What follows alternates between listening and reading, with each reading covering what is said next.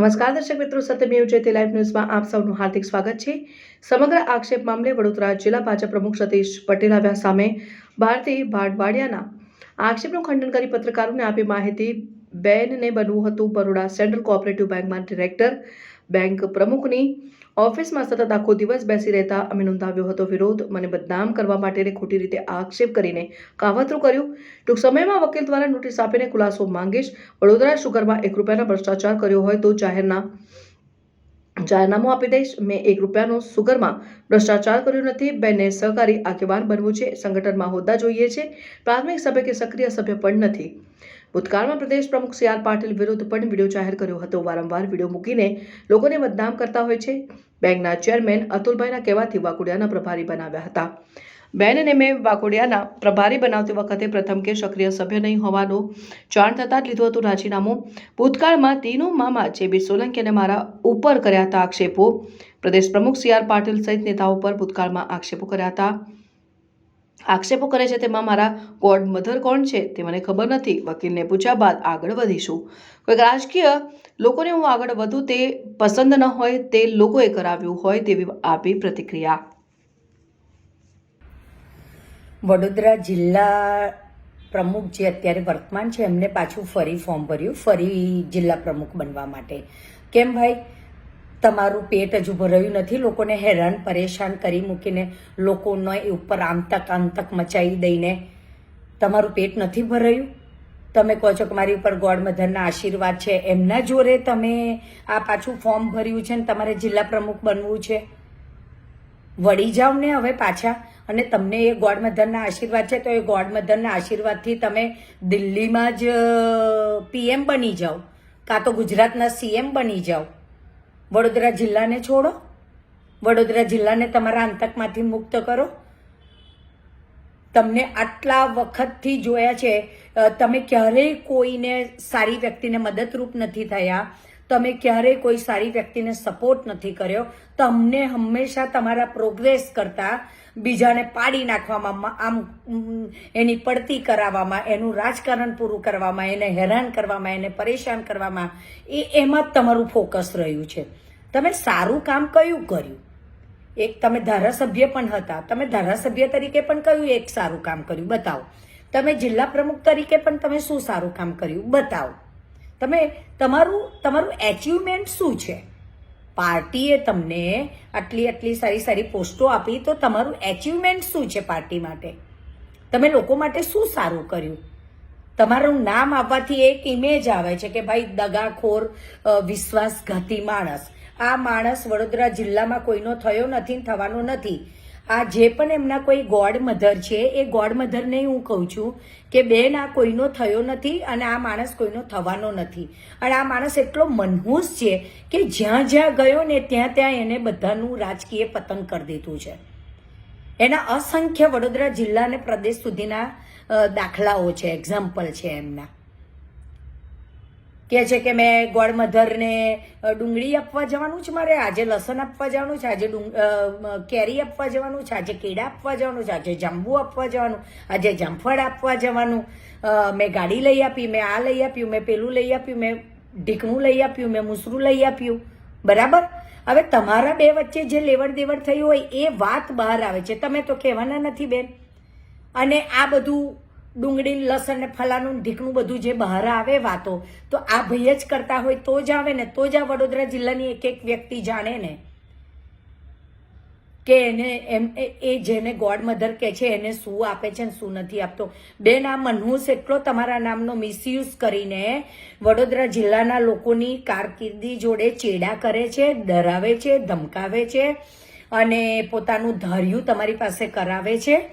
અને આ એટલો મનહૂસ માણસ છે ને બેન, આ એટલો મનહૂસ માણસ છે કે તમારી ઉપર જેના 4 હાથ છે, જેનાથી તમે આ બધું ધાર્યું કરી શકો છો, તમે એક સુગરના આટલા મોટા કૌભાંડીને એની અસંખ્ય ફરિયાદો હોવા છતાં તમે એને જિલ્લા પ્રમુખ બનાવો છો અને એની અસંખ્ય ફરિયાદો હોવા છતાં તમે એની વિરુદ્ધ કોઈ પગલાં નથી લેતું પ્રદેશ। તો બેન, આ એટલો મનહૂસ છે ને, તમારી ઉપર જેનો હાથ છે ને એ હાથ પણ જતો રહેશે। એટલો મનહૂસ માણસ છે બેન આ। આ વડોદરા જિલ્લામાં વર્ષોથી અમે બધા જોતા આવ્યા છે કે આ માણસ ક્યારેય કોઈનો થયો નથી. આજે તમારી પાસે સત્તા છે એટલે તમારી આગળ પાછળ ફરે છે. કાલે તમારી પાસે સત્તા નહીં હોય તો તમને કેમ છો પણ નહીં કે. એટલો જુઠ્ઠો માણસ છે. એ એવું કે ને અહીંયા દરિયો છે ત્યાં ખાબોચિયું ના હોય, કિચડ આટલું કિચડે ના હોય. એટલો જુઠ્ઠો માણસ છે આ. અને ઓવર સુગર કોટેડ પર્સન છે, બેક સ્ટેપર છે, પીઠમાં ખંજર ભોકે છે દરેકને પીઠમાં ખંજર ભોકે છે અને ઓવર સુગર કોટેડ પર્સન છે. તમને ડાયાબિટીસ ના હોય ને તોય તમને ડાયાબિટીસ કરી દે. એટલો મીઠો માણસ છે. કડવો માણસ સારો બેન, મીઠા નહીં સારા. મીઠા છે ને પેટમાં કૃમિ કરે, જીવડા પાડે, અને કડવું હોય ને એ બોડીને ડિટોક્સ કરે. એટલે માઇન્ડને ડિટોક્સ કરવાની જરૂર છે. અને આ માણસને ફરી જિલ્લા પ્રમુખ બનાવશો નહીં. અને તમે બનાવશો તો તમારી ઉપર માછલા કેટલા લોકો ધોઈ જ રહ્યા છે. તમે એકવાર બનાવ્યો છે એટલે ફરી પાછળ શું થશે એ ખબર નથી. અને હું વડોદરા જિલ્લાના દરેક ધારાસભ્યો અને સાંસદને પણ એક બહુ દિલથી નમ્ર વિનંતી કરી છું કે ભગવાને તમને સત્તા આપી છે, તમને સત્તા આપી છે, તો તમે આવા ખરાબ માણસને જિલ્લા પ્રમુખ બનતા અટકાવી કેમ નથી શકતા? તમે એ તો કરો. તમને ભગવાને સત્તા આપેલી છે તો તમે રજૂઆત કરો ને. વડોદરા જિલ્લાના દરેક ધારાસભ્યોને સાંસદને મારી વિનંતી છે કે પ્લીઝ આ માણસને શા માટે ચલાવડાવો છો? તમે આગળ રજૂઆત કરો ને તો ભગવાન તમને વધારે પ્રગતિ આપશે. લોકો આનાથી કેટલા હેરાન થાય છે તમને ખબર નથી? મને ખુદને કેટલી હેરાન કરી છે આ માણસે. મને કેટલી હેરાન કરી છે. લોકોની જાસૂસીઓ કરાવવાના, આ કરવાનું, આનું કામ જ એક બકવાસ વ્યક્તિ તરીકેનું છે. એટલે મને વડોદરા જિલ્લાના દરેક ધારાસભ્યોને પણ હું વિનંતી કરું છું કે પ્લીઝ તમે આવા માણસોને જિલ્લા પ્રમુખ નહીં બનાવો. પ્રજા તમારી અંદર વિશ્વાસ મૂકીને તમને ધારાસભ્યને સાંસદ બનાવે છે. કેમ કે તમે પ્રજાના અવાજને ઉઠાવો, પબ્લિકના અવાજને ઉઠાવો. તમે આવા કૌભાંડીઓને બનાવો છો તમે જિલ્લા પ્રમુખ, અને તમે લોકો ચૂપ રહો છો. પ્લીઝ બોલો, તમે બોલો. તમે આવા કૌભાંડી ના જોઈએ.